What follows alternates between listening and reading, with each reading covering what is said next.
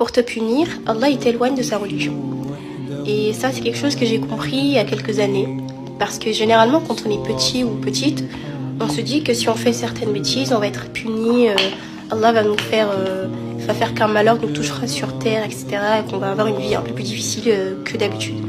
Alors qu'en réalité c'est tout l'inverse. C'est que Allah quand il t'aime, etc., il te rapproche de lui, il te rapproche de sa religion, il met dans ton cœur sa religion et en fait t'aspires toujours à faire le bien.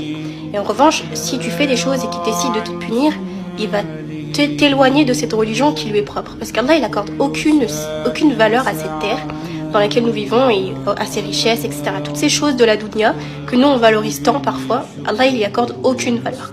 Donc pour te punir, il va t'enlever cet amour que tu avais avant pour la lecture du Coran, cet amour que tu avais à faire tes prières à l'heure ou même à les faire tout court, cette bonne parole que tu avais l'habitude de toujours dire, etc. Tu vas devenir peut-être plus vulgaire, tu auras la flemme de faire la prière. Et ça n'a rien à voir avec les baisses de foi, bien évidemment.